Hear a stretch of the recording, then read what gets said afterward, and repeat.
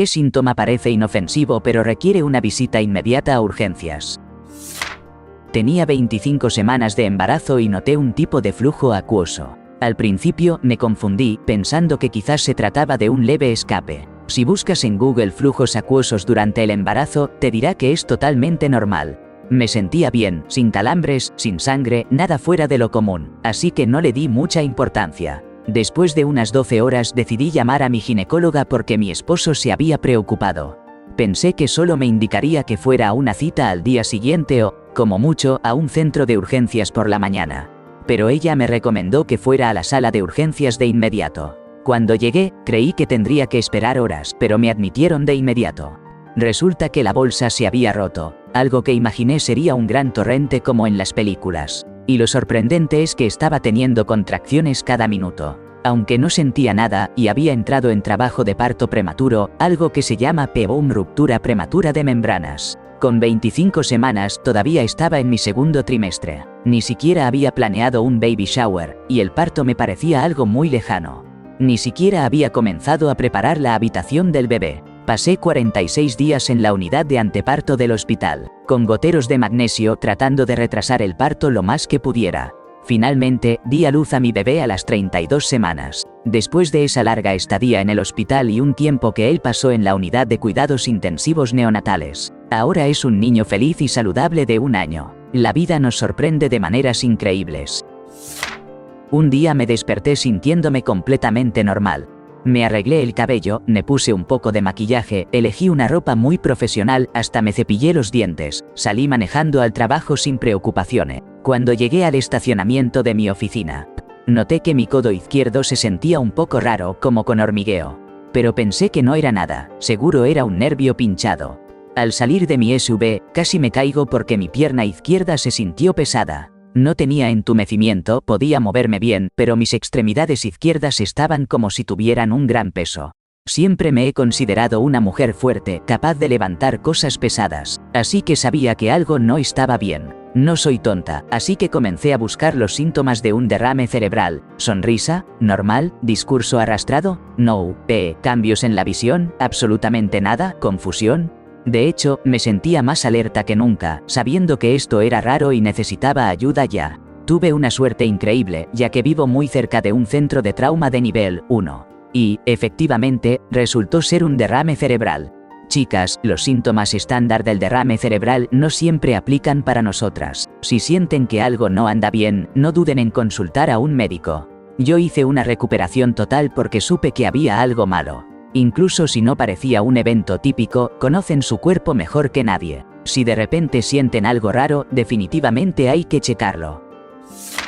Un día, mientras limpiaba debajo de una cinta transportadora en el trabajo, me hice un pequeño corte en el brazo, algo más que un raspón. Es el tipo de herida que apenas notas. Estaba lleno de polvo de carbón, así que decidí enjuagarlo. No le di una buena fregada con jabón y agua hasta varias horas después, cuando llegué a casa. Unos días después, noté que tenía un bulto rojo oscuro con lo que parecía ser un grano exactamente donde estaba el raspón.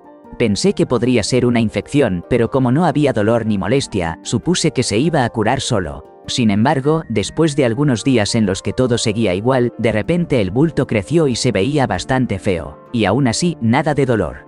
Ya preocupándome, pensé que tal vez necesitaría antibióticos, así que hice una cita con mi médico, pero tendría que esperar algunos días. Hablando por teléfono con mi mamá, que es enfermera, le conté lo que pasaba, y me dijo que era serio. Me recomendó que, si no podía ver al médico ese mismo día, mejor fuera a un servicio de urgencias. Así que fui a urgencias y la enfermera practicante pareció no estar muy preocupada.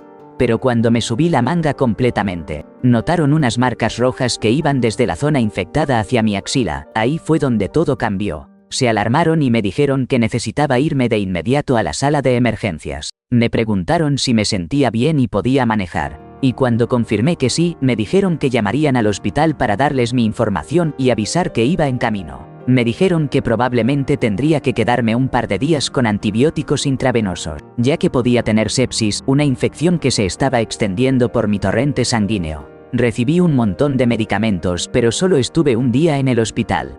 Según me explicaron, era crítico porque una vez que la infección supera cierto umbral, Las personas pueden pasar de sentirse bien, como yo, a estar gravemente enfermas en cuestión de minutos. Así que, por favor, asegúrense de limpiar bien cualquier corte de inmediato.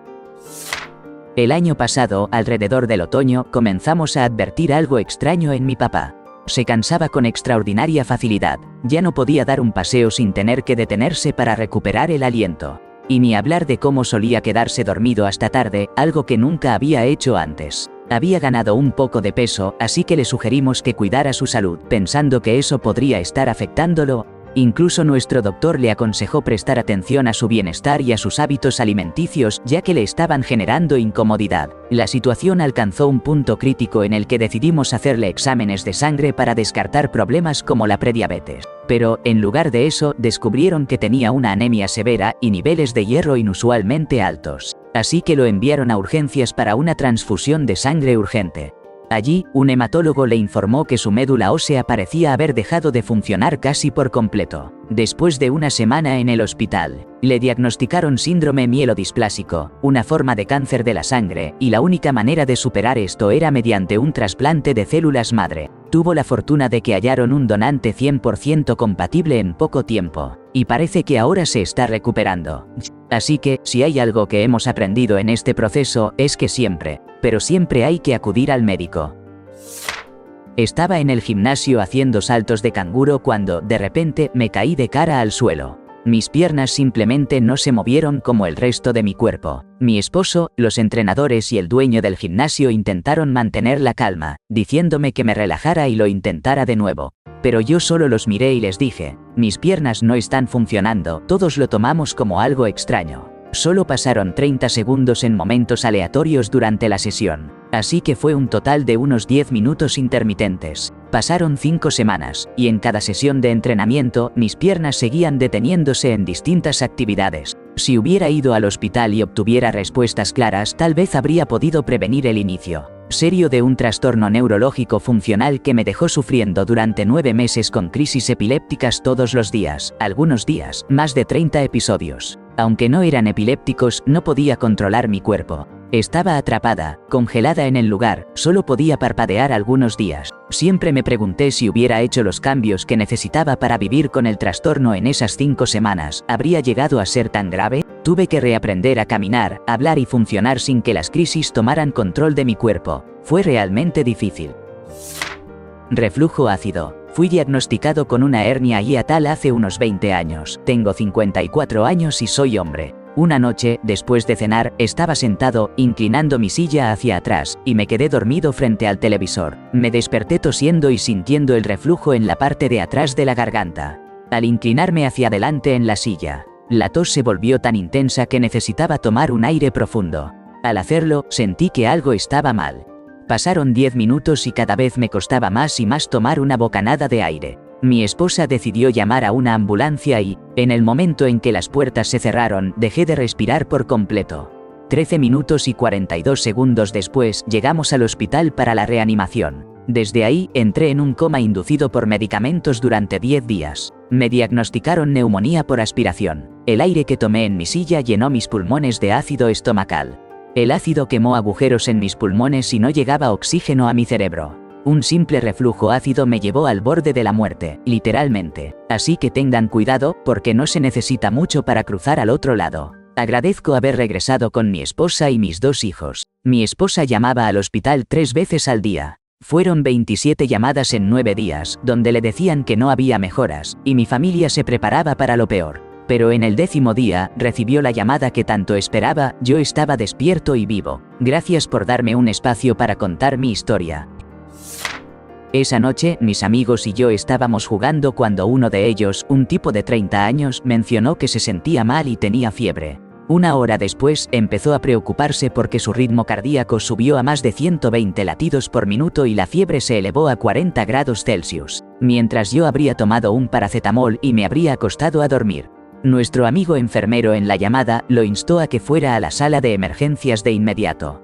Él explicó que un ritmo cardíaco tan alto es una señal de que el cuerpo está combatiendo algo, pero que si estaba tan elevado, ya era motivo de preocupación. Cuando llegó al hospital, nos sorprendimos al enterarnos de que había tenido un infarto tipo 2. Este tipo de infarto no se produce por un bloqueo.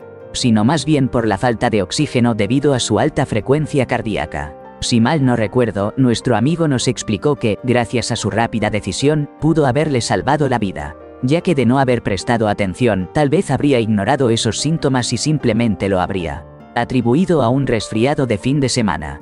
La verdad es que estaba un poco predispuesto a problemas de salud por su sobrepeso y su gusto por el alcohol.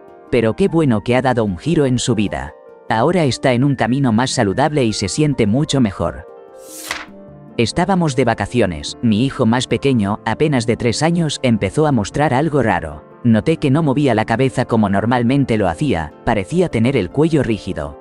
No presentaba otros síntomas y no tenía fiebre, así que podría haberlo ignorado, de no ser porque en las noticias locales acababan de hacer un reportaje sobre la meningitis. Así que no dudé y llamé al pediatra.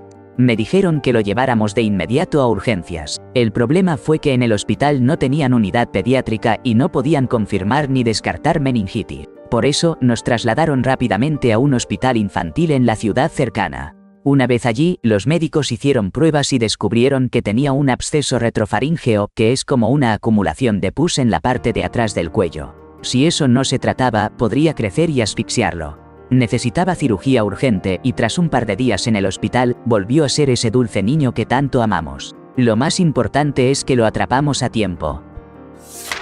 Si te das un golpe fuerte en la cabeza, ve al hospital.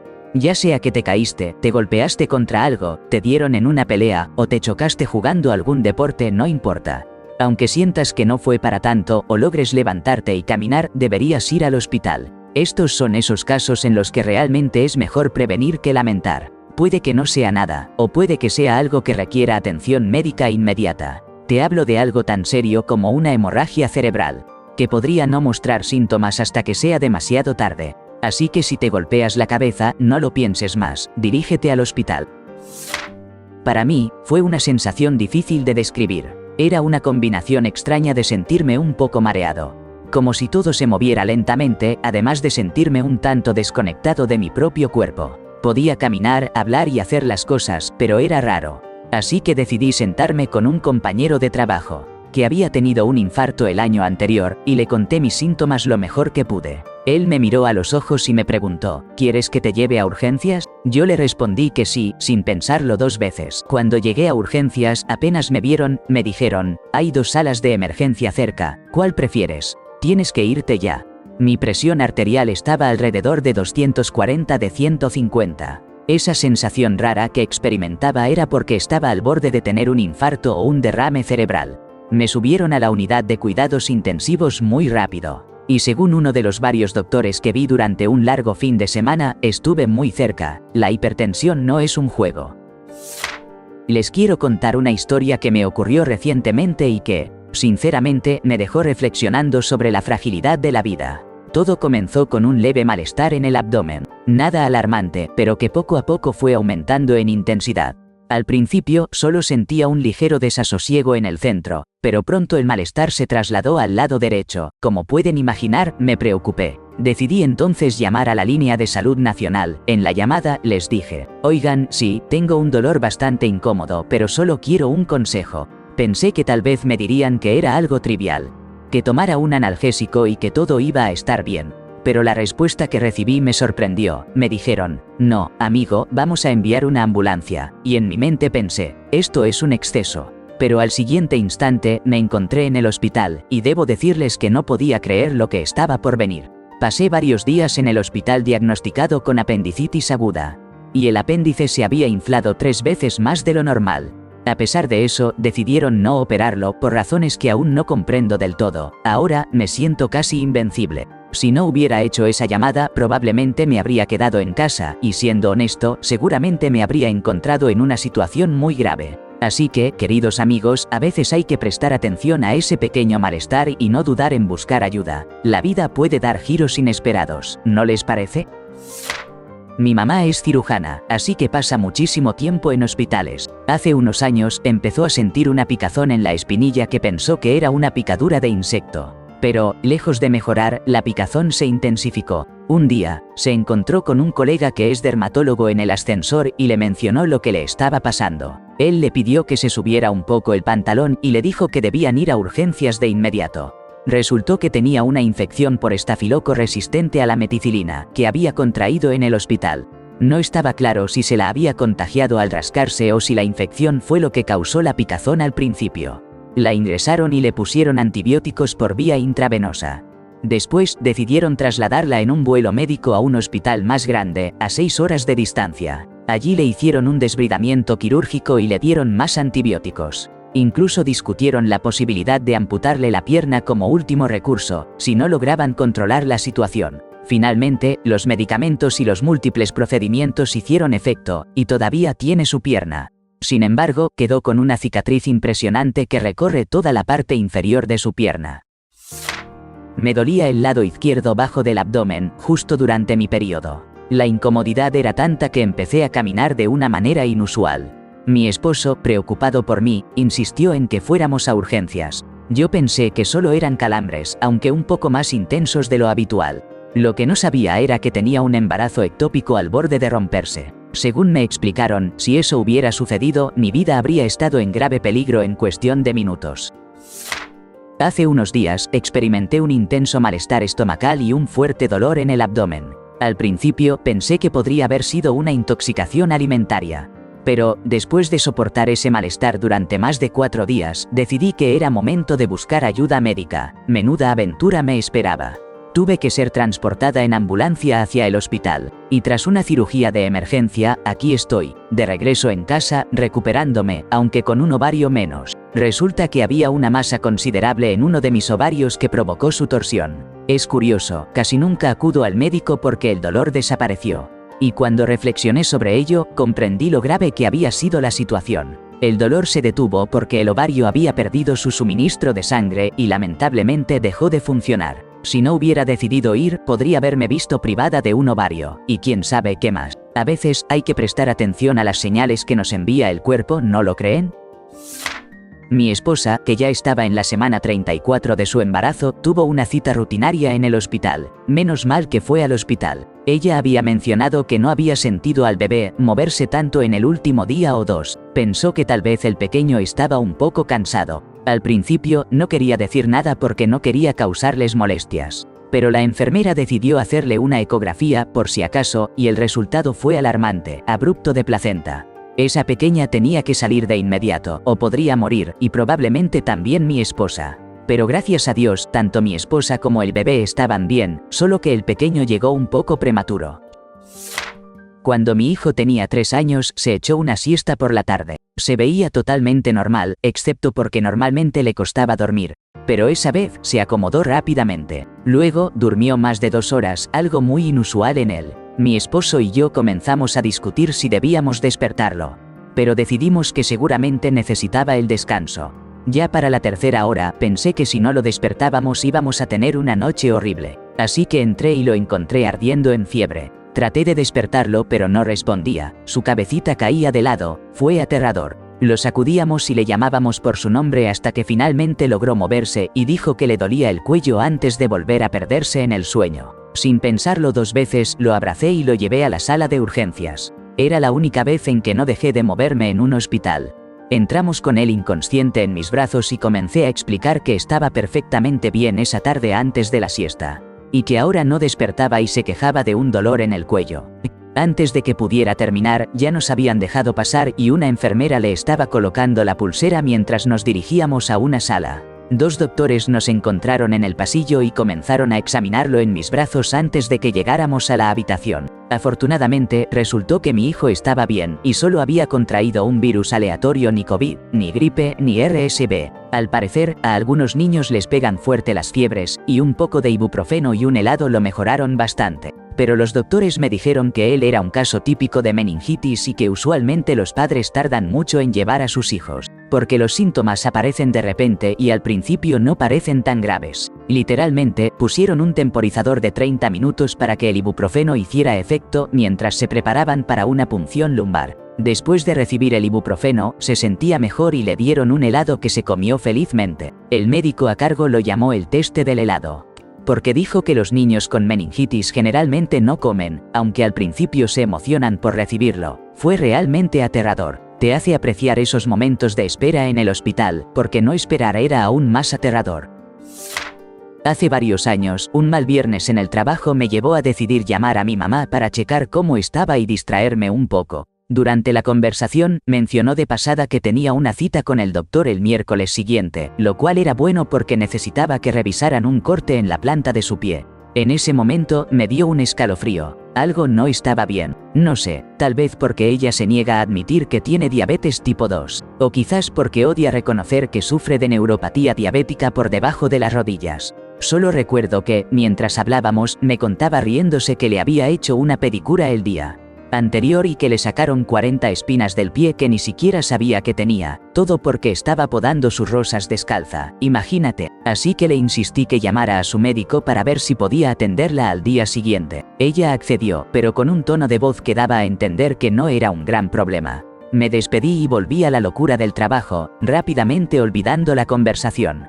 Fue un poco raro no escuchar de ella el lunes siguiente, así que decidí marcarle de nuevo el martes o miércoles aún sin acordarme de la cita con el doctor. En algún momento ella me lo recordó, así que le pregunté si había logrado reprogramar la cita y cómo le había ido. Silencio, volví a preguntarle, ¿lograste la cita? ¿Qué pasó? Al final admitió con desgano que, bueno, probablemente era bueno que había ido antes porque sus riñones estaban a punto de fallar. ¿Y eso por qué?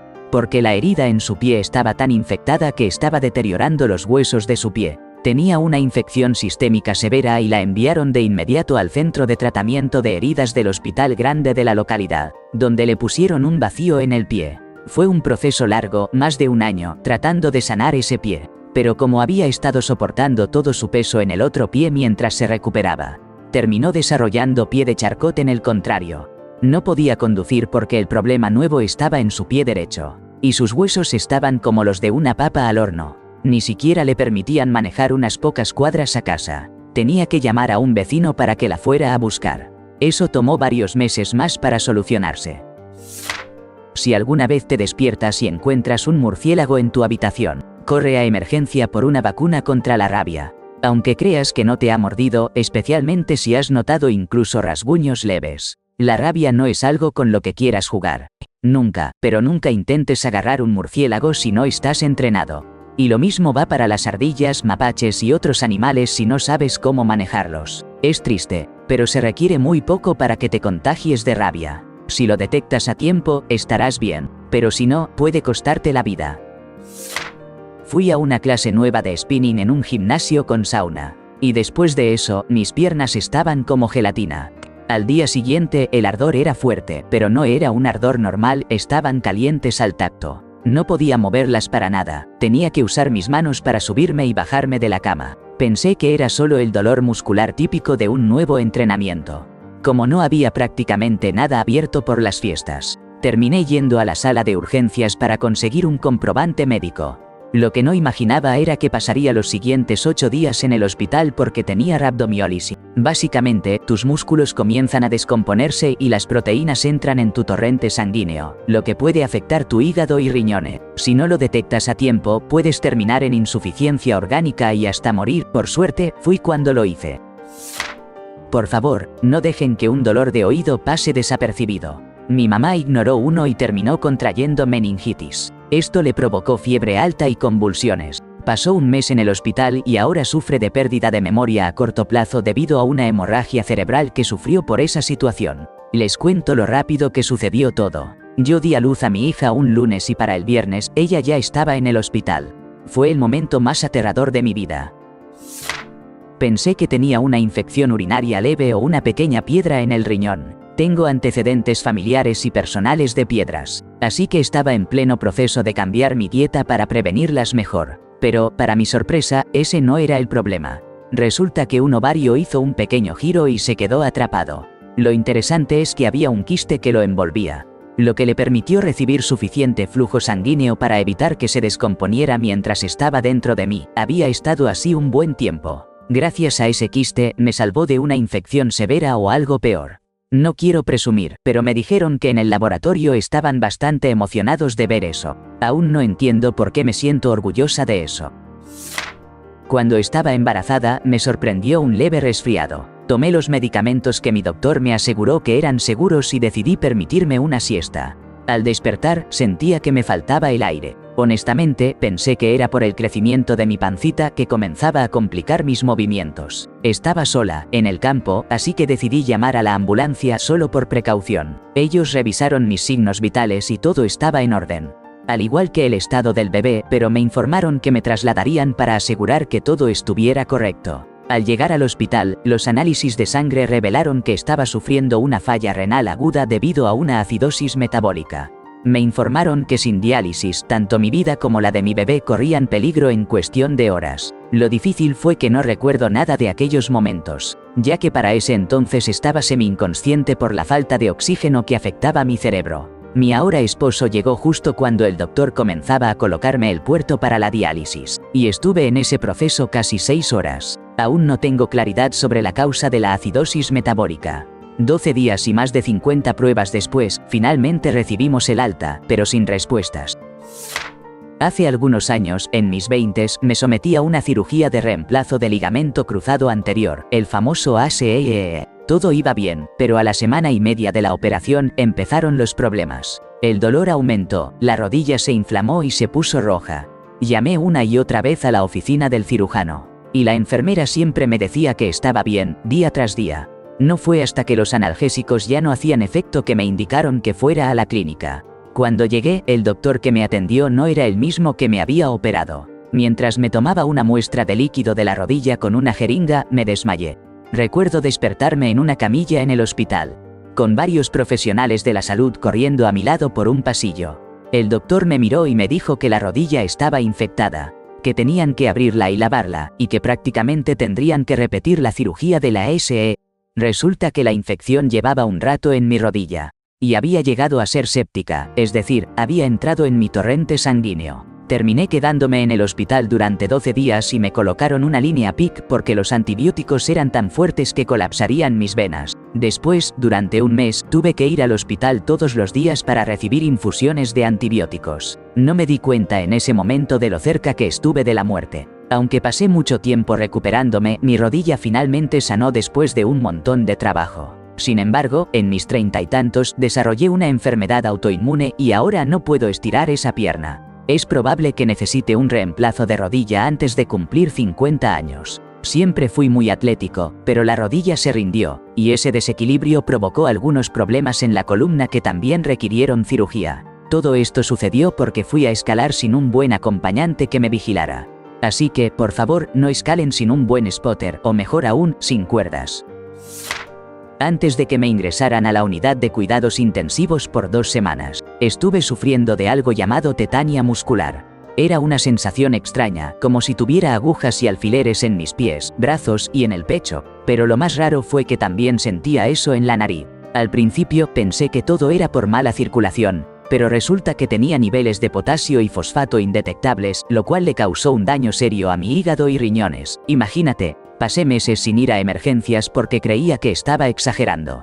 A veces puede ser mejor parecer un poco loco que arriesgar tu vida. Y un consejo importante para quienes son biológicamente mujeres: si pierdes tu periodo o tienes amenorrea prolongada, eso puede ser una señal de que algo más grave está sucediendo. Los médicos suelen atribuirlo al estrés, pero siempre es mejor hacerse revisar. No te arriesgues, cuidar de tu salud es lo más importante.